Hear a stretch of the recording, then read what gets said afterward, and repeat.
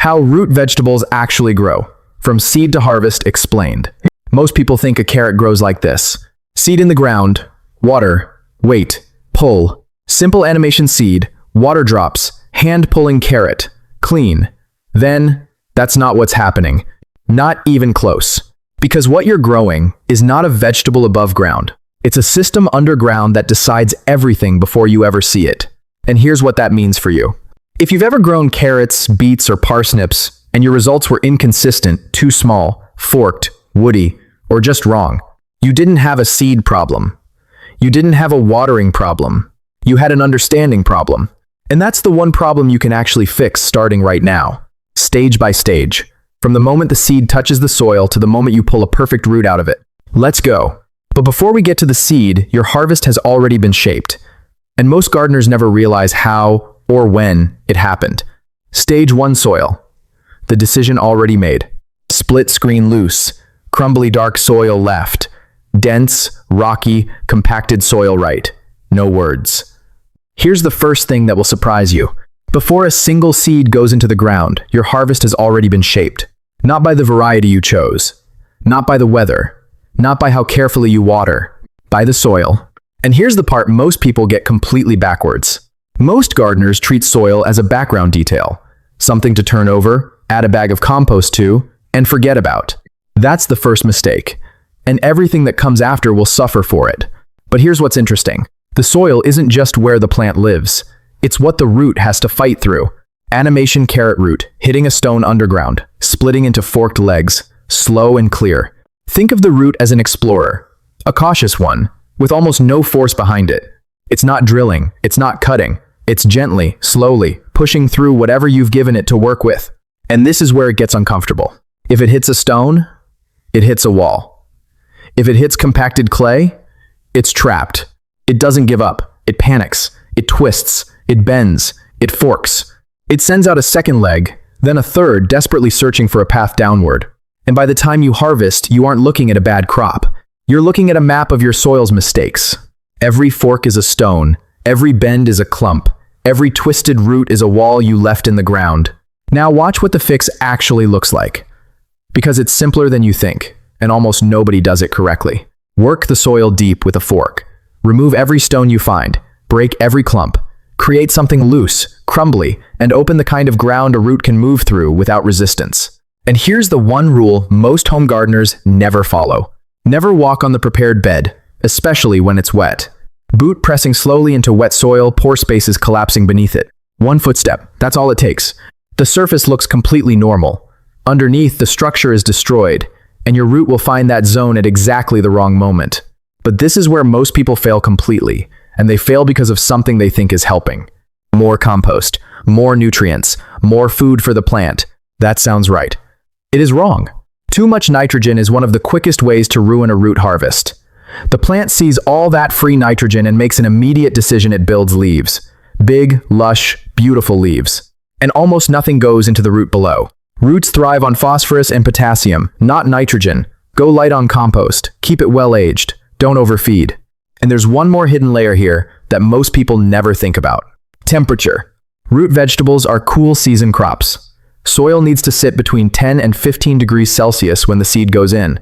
Too warm, the plant chases flowers and seeds, not roots. Too cold, the seed just sits there, doing nothing. Get the temperature right. Then, and only then, put the seed in. Get the soil right and everything that follows works. Get it wrong, and nothing else you do will save you. But even perfect soil can't protect you from what comes next, and most gardeners never even know it's happening. Stage 2. Germination. The race happening without you.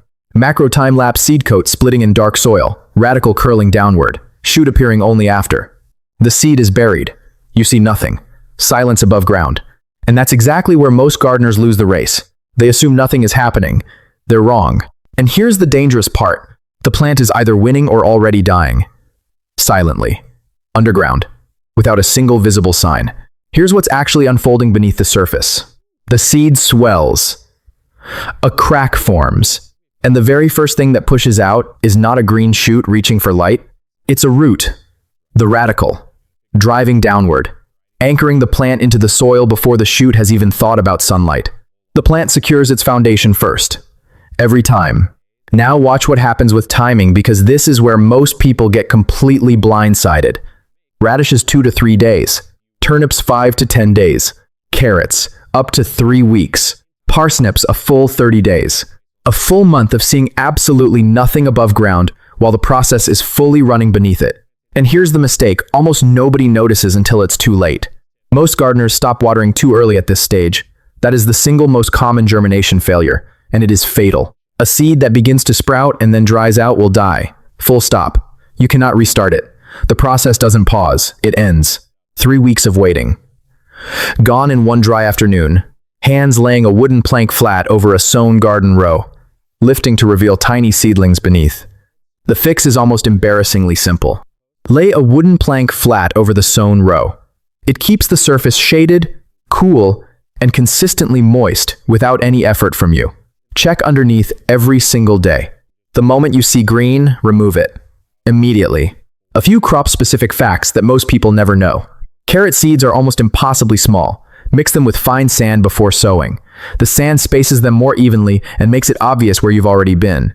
Beetroot benefits from soaking overnight before sowing. Speeds up germination noticeably. And parsnip seed has one non-negotiable rule. It must be fresh, saved and resown every single season. Old parsnip seed has a notoriously poor germination rate. Not technique, not soil, stale seed. That's it. But germination is only the beginning, and this next stage is where most gardens quietly fail without ever knowing it. There's a threat arriving right now, silent, from outside your garden entirely. High stakes interrupt the invisible threat. Extreme close-up carrot fly landing silently near seedlings. Cut to internal root damage, tunneling inside a root that looked perfect from outside. Before the seedling stage stop, there's one threat that arrives exactly here, quietly, from outside your garden entirely. The carrot fly. It detects the scent of carrot foliage from up to half a mile away. Half a mile, and it is already looking for your bed. It lays eggs in the soil. The larvae burrow directly into the developing roots, creating tunnels, rot, and destruction that you won't discover until harvest day. When you pull up a root that looks completely fine from the outside, and is utterly ruined within, the scent releases when you thin, when you weed, when you brush the tops with your hand. Every time foliage is bruised, the signal goes out. 3 defenses. Use all 3. Cover the bed with fine insect mesh from the very beginning. Thin on still evenings and water immediately after to suppress the scent. Plant garlic or onions alongside the allium smell confuses the fly before it finds the crop. Ignore this, and you can do everything else perfectly, and still lose the harvest. Stage 3 seedling. This is not optional. Overhead close-up crowded carrot seedlings packed tightly, a hand thinning cleanly, remaining one standing with open space. The seedlings are up, the green is visible.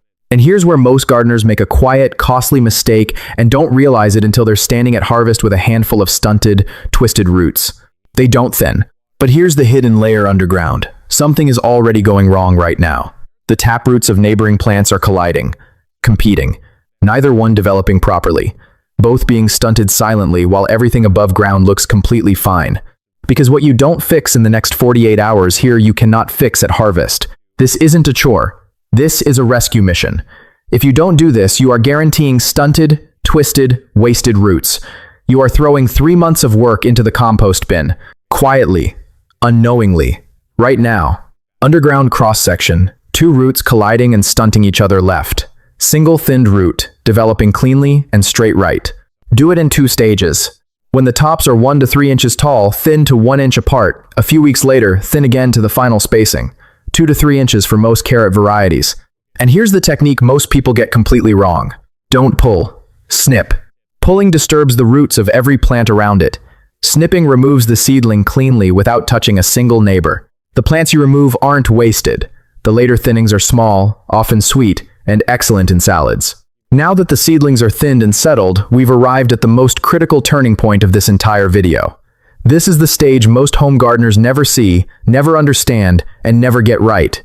And if you miss what comes next, you'll never fully understand why some roots succeed and others don't. Stage 4. A root mechanics. The hidden decision. Underground animation. Single taproot moving downward. Hair roots branching outward like a quiet network. A single taproot starts moving downward. Slow, but unstoppable. And here's something most people never stop to realize. It's not just growing. It's deciding. Every direction it chooses, every obstacle it meets, every path it takes underground is being written permanently into the root you'll pull up at the end.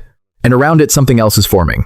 Tiny hair roots begin spreading outward, like a hidden network expanding through the soil in every direction. But here's the mistake: almost nobody notices this network only forms properly if the soil is loose enough. Two side-by-side underground views, hair roots spreading freely in loose soil left, barely branching in compacted soil right. In loose soil, the network expands. The plant gathers nutrients efficiently. The root develops fully. In compacted soil, the network barely forms. The plant struggles to feed itself. The root stays small. Why? Because the feeding system has no room to function. This is why soil preparation isn't just about giving the root room to grow downward. It's about giving the entire feeding system room to function. And above ground, the canopy is telling you exactly what's happening below. Strong, full, lush green tops, the root is on track. Yellowing, wilting, stunted tops, the plant is sending a distress signal from underground. Learn to read it. But this is where most people fail completely, and it happens because of something they think is helping. Something that seems so logical it almost never gets questioned. Stage 4. Bee watering. The contradiction. Side-by-side shallow root tangle from overwatered soil left. Deep, straight taproot from correctly managed watering right. Here's the contradiction most people never expect. Watering too much can actually slow root development down. Stop. Read that again. When moisture is always available at the surface, the root has no reason to push deeper. It stays shallow. It takes the easy path. And shallow roots mean a smaller vegetable, a weaker plant, a harvest that never reaches its potential. The plant doesn't go deeper unless it has a reason to. Give it a reason. Water less frequently, but when you do water, water deeply. A thorough soaking that reaches the full length of the root. Then let the soil begin to dry slightly before watering again. The root follows the moisture downward. That is how you build depth. That is how you build size. Now here's a technique experienced growers use that most beginners have never heard of. Mounding. Before and during the growing period, heap loose soil up into a gentle ridge along the row. Give the root more depth to grow into. Some growers go further mid-season. They take a pitchfork and give the soil around the plants a very gentle lift.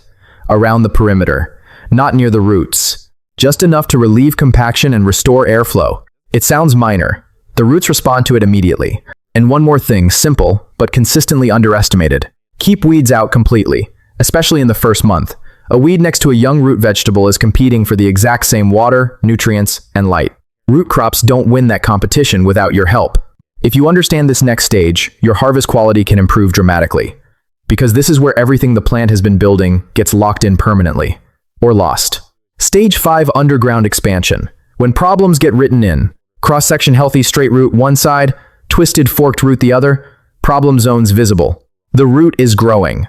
The system is working. But this is the stage where quiet problems develop underground silently, while everything above ground still looks perfectly fine. You won't see the damage until you pull the root up, but it's happening right now. The taproot isn't just getting longer, it's getting denser, accumulating sugars, starches, and water inside its cells. The root is becoming the food. And everything about how you've managed the soil, the water, and the competition around it is being written permanently into the shape, size, and flavor of that root. Now, let's look at this like a detective, because every problem root is telling you a story. Each problem shown as a quick reveal, damaged root first, then cause animated underground. If your roots are forked, something stopped them underground. A stone, a hard clump, a patch of fresh manure the root couldn't push through. That fork you're holding is a map of what was in the soil. If your roots are short and fat, the soil was too compacted. The root couldn't go deep. So instead of going down, it spread sideways. A fat root isn't a strong root. It's a root that gave up on depth. If your roots are tiny and thin across the whole bed, the seedlings weren't thinned. They competed underground. Root against root. Neither one winning. 3 months of growing and nobody got what they needed. If your roots are covered in fine hair-like fibers, this is Aster yellow's disease. Spread by leafhoppers. Incurable once present. Prevention only netting from the very beginning. If instead of one clean taproot, you have a cluster of small roots branching from the base too much nitrogen, the plant had a choice. You gave it too much nitrogen, so it chose leaves. And the harvest paid the price. If the roots are woody and dry, inside inconsistent watering during this phase, the root developed in uneven conditions, and it's written there permanently, in the texture, in the taste, The signals are there above ground if you know how to read them. Strong, upright, healthy green tops, the root below is on track. Anything else, something underground needs your attention. Right now, we're approaching the final stage.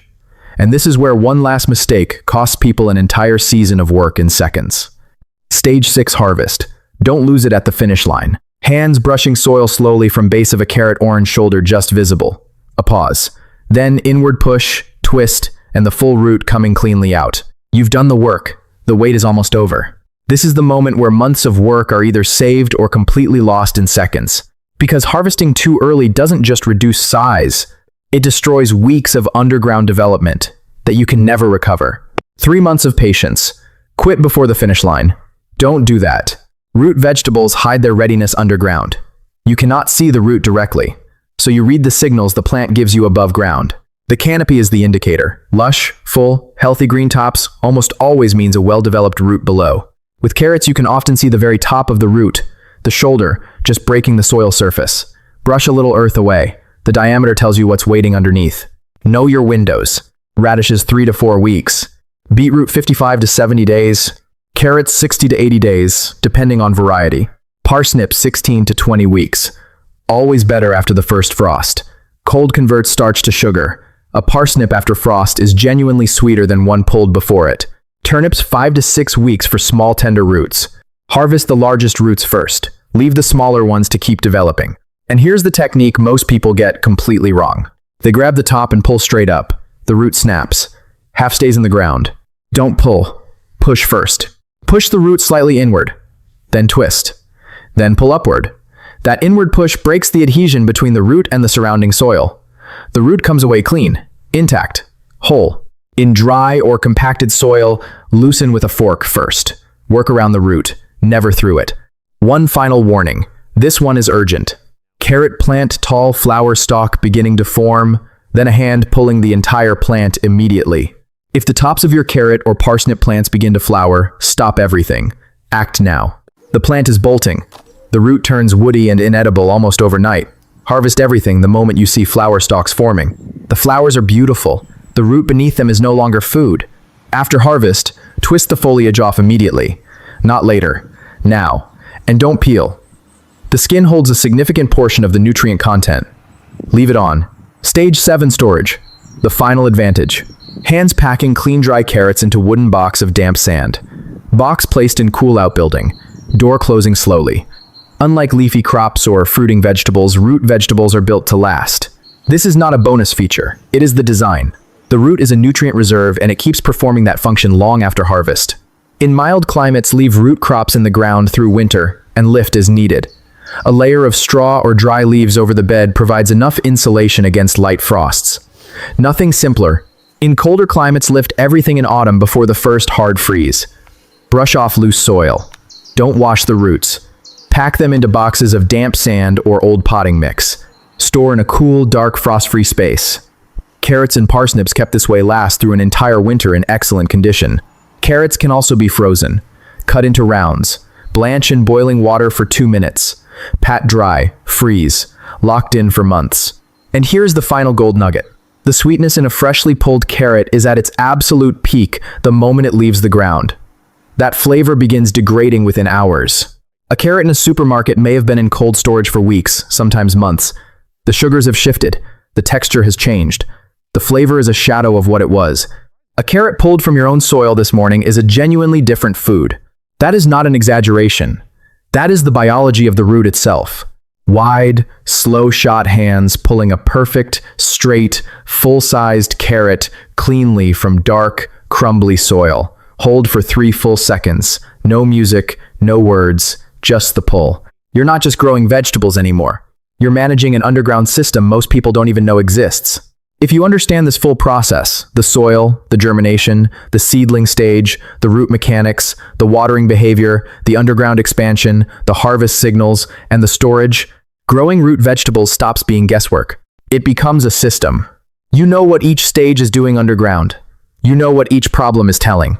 You know when to act and exactly what to do. This is the system most gardeners never see, because most of it is invisible. It runs in the dark, beneath the soil, from the moment the seed touches the ground to the moment you pull a perfect root out of it. but now you've seen it. And once you understand what's really happening underground, you never look at a garden the same way again.